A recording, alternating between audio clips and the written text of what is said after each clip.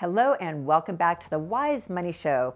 Today I'm going to start by making a big, bold claim followed by a quote to set up today's talk. Here's my claim. My claim is that you can improve the quality of your life in all life categories by developing one fundamental skill that few people ever develop. What do you think that skill is?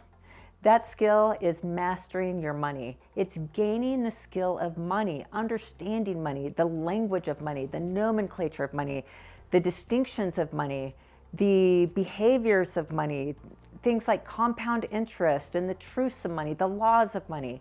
Very few people ever learn this. You're here, so hopefully you're the exception to the rule. But many people are highly accomplished in one area of life. You might be a doctor and be a highly accomplished doctor. My son-in-law is a doctor, going to school for 10 years to learn how to be a doctor. But does that mean automatically he's going to be great at money? No, lots of doctors are paycheck to paycheck. Many of them are terrible with money. So whatever your profession doesn't really matter. I mean, it matters, but your profession has to do with your income. So if you want to grow your income, the more skilled you are to provide value, some exchange of service and money, then you have more impact or influence over how much money you can make. So your profession is really important when it comes to how much money you can make. But beyond that, your profession really doesn't matter. You can be a high income earner because you're highly skilled at something, but does that mean you're going to be rich? Does that mean you're going to be wealthy? No. So yes, many people are highly accomplished in some area of life, but not in the skill of money. And therefore, they tend to have many money problems in their life. They ultimately neglect their finances. And interesting, there's kind of two sides here. One side are those people that don't have enough money. They don't think they have enough money. So they kick the can thinking like, hey, I don't want to manage my money. I don't want to talk about money. I don't want to learn money, anything to do with money, because I just don't have enough. I'll worry about that later when I have enough money. Then there's the other camp. They're making a high income. They're doing well, one or two incomes in the family, and their business is doing well. Now it's this opposite extreme. It's like, hey, I make so much money, I don't want to take the time to have to manage it. I'll have somebody else to do that, or I'll worry about it later because I'm always able to make a lot of money. So you see both of those camps. We're waiting to do something when we don't have money, and then we're like, we don't think we need to do it when we have more of it. And the truth of the matter is that we really want to gain this skill early on. Now here's the quote. I heard this quote on a podcast this week, and I just loved it so much. Like it was one of those quotes that really stuck, just so simple and bam. So I'll be really curious what you think of this quote. And here it is. It says, the only belief that really matters, so think about this, the only belief that really matters in your life is the belief that if you put time and energy into something, you will get better at it. So if you put time and energy in order to get better at something, you will get better. I'll say that one more time. If you put time and energy into something to get better at it, you will get better. So that's the belief. The belief is if you put time and energy in something in order to get better, you will get better.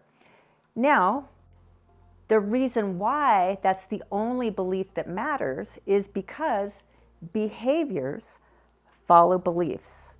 And at the end of the day, only behaviors matter. So think about that. The only belief that matters is if you put time and energy into something in order to get better at something, you will get better. And the reason why that's the only belief that matters is because behaviors follow beliefs and only behaviors matter. So to circle all that back around, if that claim is true and that quote's pretty spot on, then what does that say? It says in this life category of money, we want to develop behaviors that produce the financial results that we're looking for. So, but again, this is what matters. It's our behavior. So do we need to look at our beliefs? But I just love how simple that belief is you will get better at something if you put the time and energy into it. So if we want to get these really great financial results that look at the end of the day like financial freedom, abundance, financial surplus, lots of money, wealth, assets, time, all the things that we want with our money, if these are the results that we want, then it's understanding that our behaviors are what are going to create this or are going to thwart any opportunity to produce these results that ultimately that we're all after.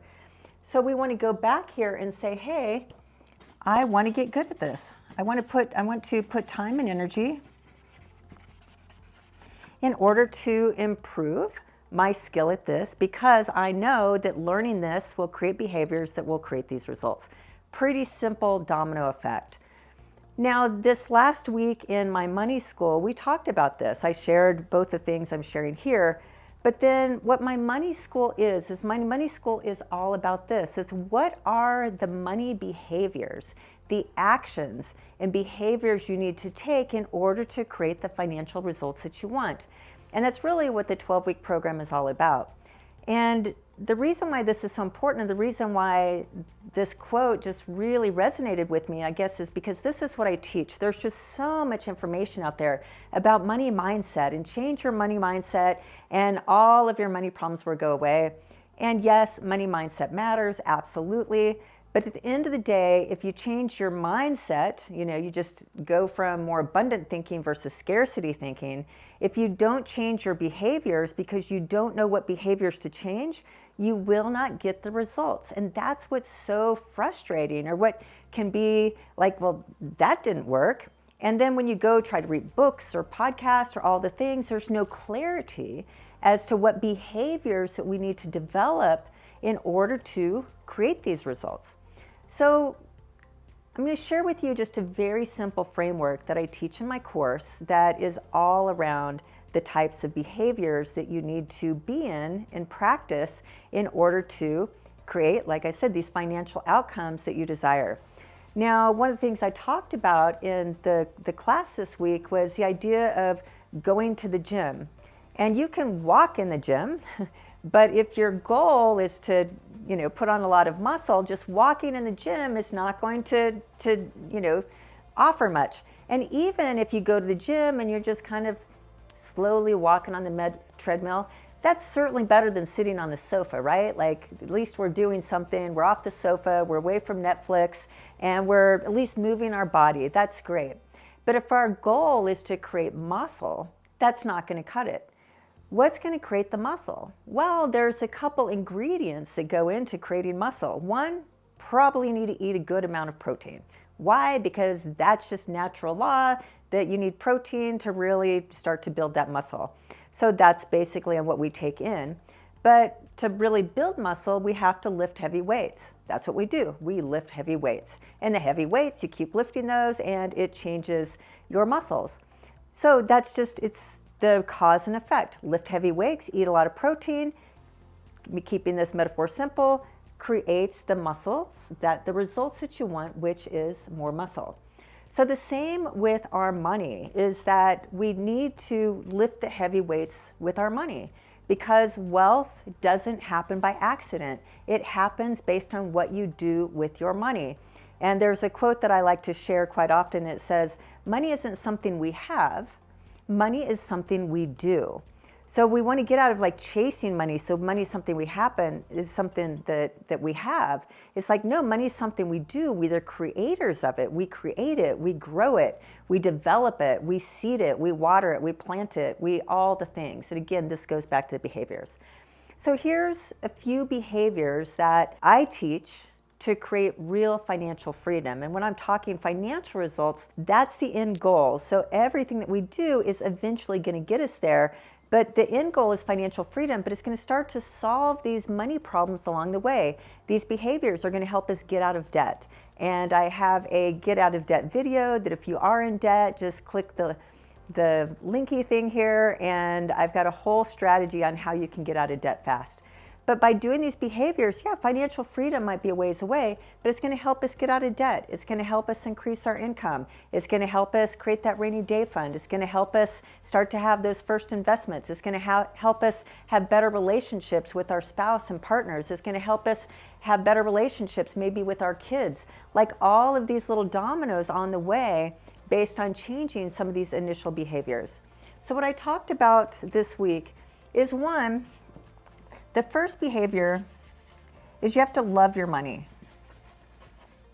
And, it's kind of a loose behavior, so to speak, but the behavior and the action is, I guess it starts with a feeling, but you have to want to love your money. And I don't mean love your money like a love of money and greed and how it can be misconstrued, but a love of your money in appreciation, like this real practice. The behavior is this gratitude practice around your money, about the money coming in, around what it can provide for you, that it covers the bills, even if it's just covering the bills. There's a gratitude that, hey, there's enough money coming in to cover the bills. But that's a behavior, and it's a developed behavior and practice, because what we tend to do is we complain about what we don't have. We're more in complaint about what we don't have. We're in constant complaint about our money and how much that isn't there, how much debt we do have, and how high the bills are, that we can't do this. So there's this real negative emotion when we think about money. But we want to replace that. No matter where we are, the behavior is to love your money, no matter, like I said, where we are on the spectrum.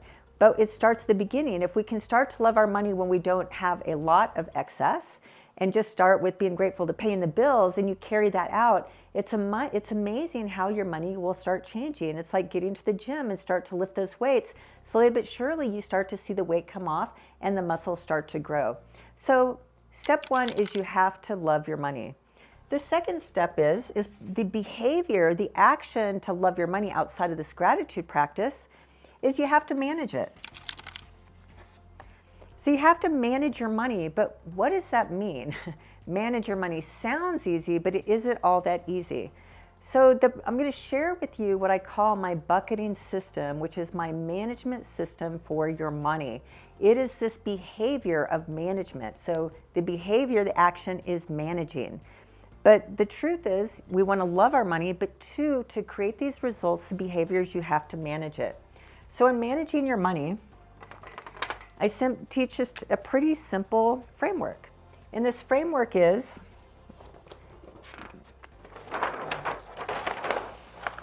it's called bucketing. And so the idea here is that how I taught it in my class this week is that in your household, your job as, let's say, the CFO of your household is the manager of the money. So a mindset or way to think about this is it's not your money that's in that bank account. It's your household's money, because we want to think about your household as like a business. So the money comes into the household.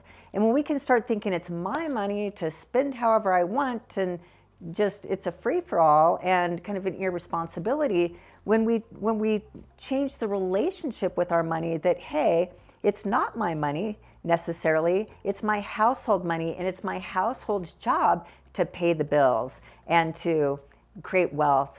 And it's just like in business, it's not if there's a business that let's say Apple, for example, if we just pull one, it's not the CEO's money that's inside of Apple. It's Apple's money, and then Apple pays the bills, including paying the CEO, for example. So that's why we want to think about our household, is that the money coming in belongs to the household like a business. And then we're the CEO or the CFO, let's say CFO of this business, and our job as the CFO of this household is to manage the money really well, with the goal being to create that wealth that we want long term. So that's the mindset. So your money comes in. So you have this income that comes into your household, and let's just say it's $10,000 this month. So the money came into the household. Now remember, this is your household. And the way I teach it, it's your household business. So money comes into $10,000 the household. Now you as the CFO, your job, you have a role, just like a role in a company, right? You have a role and you get paid for the role. So you have a role and you get paid for this role to manage the money of the household. And this is how we divvy it up. You take your $10,000, and the first thing you take out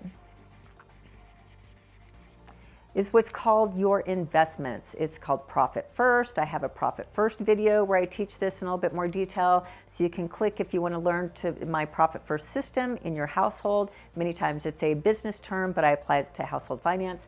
But it's your profit first, it's your pay yourself first, but I call it it's pay your future self first. So your job as the CFO is to take a certain amount, and let's just say that we're going to do $2,000 here.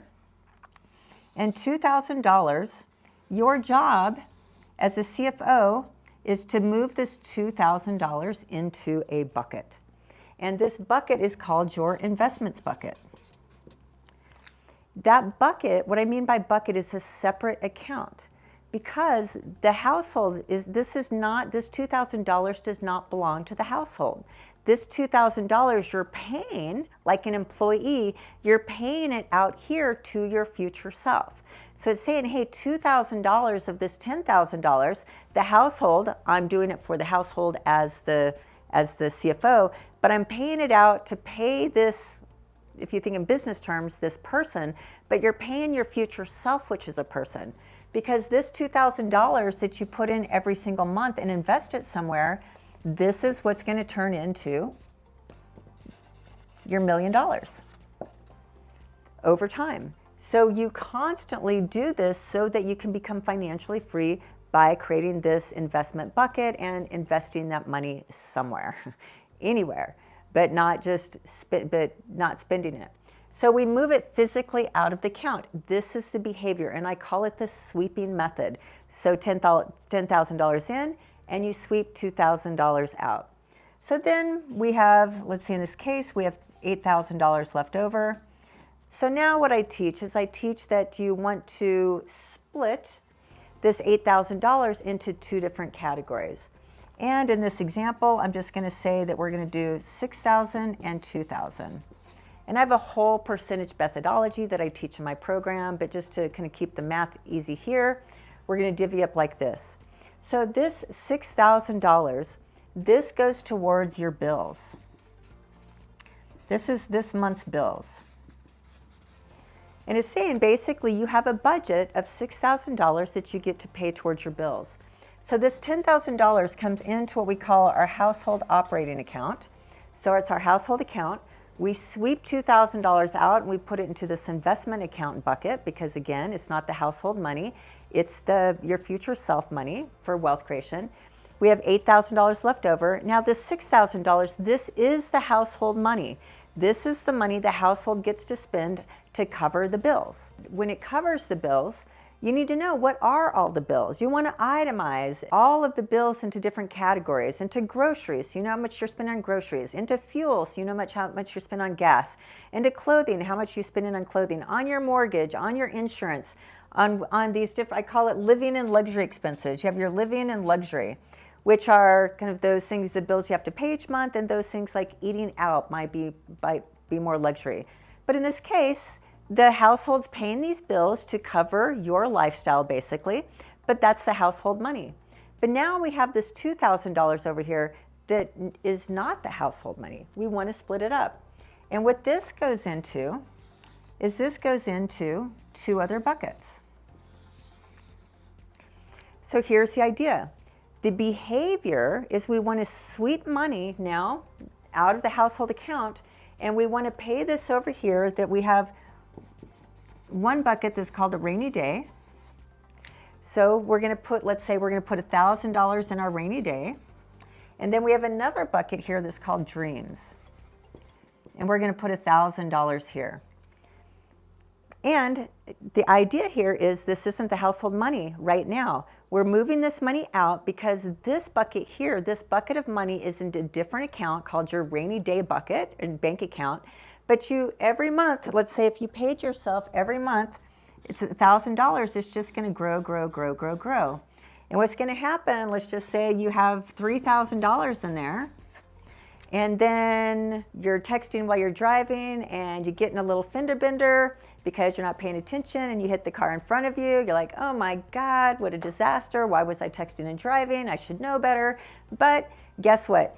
Let's just say you had a $3,000 deductible on your insurance. If you're over here and you're spending all of your money every month, which people are paycheck to paycheck, which is what they do, then it's really stressful because like now I have to go put it on my credit card, or now my spouse is mad at me because we don't have the money and now we have this money outflow. And we can just see when we don't have these reserves what it can do to our happiness and to our lifestyle. But the thing is you've been moving money into this separate account, and this bucket over here is responsible for paying all those rainy day expenses, all those unplanned expenses. And that's what it's there for. Its job, its role is to pay those unexpected expenses so that your monthly budget isn't affected. And now it's like, yeah, that was a bummer. I got in a wreck because I was texting and driving. Thank goodness nobody was hurt. But from financially speaking, no big deal. I've got the money, I've got it covered. So that's why we want that money over there. But the behavior is every time we get paid, we want to make sure we're putting money into that bucket. So it's the consistency. It means we're getting to the gym every single month and we're doing the heavy lifting. This is the heavy lifting, like going to the gym to create the muscles. But we're creating a financial system, in a financial situation, to take as much financial stress out of our lives as possible. And life is a lot less stressful when accidents happen, life happens, but no big deal, we have the money to cover it. The second thing here is every time we get paid, assuming we got a consistent paycheck, every time we put money into this dreams bucket. And it grows, and let's say it grows to $6,000. And then it's $6,000, and your family has determined that part of what makes us happy is taking a family trip every single year. And we like to go to Disneyland, and guess what? Disneyland to take a family isn't inexpensive once we get the flights and we get the cars and we get the tickets and we get the hotel rooms and we pay for all the expensive food at Disneyland and we do some side trips, yada, yada, yada. What happens is the reason why people don't travel and take trips is because they don't have the money. They're spending the $8,000 on their lifestyle. They don't have any money set aside anywhere. So what do? They're like, man, I've been working so hard and barely covering the bills. The bills are covered, but man, I'm so tired and exhausted. I deserve to take a vacation. The family deserves to take a vacation. So what do? You go put the $6,000 on the credit card because, hey, you deserve it. You've been working hard. But that's the thing. But now that $6,000 goes on a credit card and you're $6,000 in debt. Feels good while you're at Disneyland, but you get home and now you have to figure out how to pay it off. Everybody's stressed out, and that goes on. And you can see that's the normal behavior. The normal behavior is to be on this side over here. We want to switch the norm and change the behaviors where it's like, hey, we've got the $6,000 saved in our dreams bucket. So this roll over here, this roll is to pay for your dreams. This bucket is designed to pay for your dreams. So you put all the money there. They're going to be kind of these big ticket dreams. Usually it's vacations. That's a great one, but it could be remodeling the kitchen. It could be buying a new bicycle, for example. Like whatever your dream is, you put the money aside. And it's like layaway. You keep letting it grow, and once you have the money, you pay for it, and then you get the experience that's attached to that. So I'm going to wrap this up, but just to show you that the behaviors follow beliefs. And we have to, if we're going to create this $1 million, this financial freedom, if we want to make sure we have plenty of money, that when life happens, it doesn't affect our quality of living and our month-to-month or day-to-day, to make sure we stay out of debt, to make sure we have the money to spend on our dreams and the experiences we want to create, to get out of that break-even and that month-to-month, this is what we need. This is a very effective change of behavior to be able to get out of that rat race. And with all of this, to kind of sum it up, you have to manage your money. That's the skill. So when we go back to that claim, when we go back to that quote that says that if you put time and energy into something to get better at something, you are going to get better. My invitation to you is to put time and energy in to get better at managing your money. And my goal with these YouTube videos is to teach you everything I know, one way or another, to help that make that really easy. So I'd be very curious what you think of my big bold claim and what you think of my quote. Put the comments below. and do that likey thing with the thumbs up if you like this video. Please share it with friends and family if you thought it was helpful. All those normal things, and that wraps it up for today. Thank you, and I'll see you next time.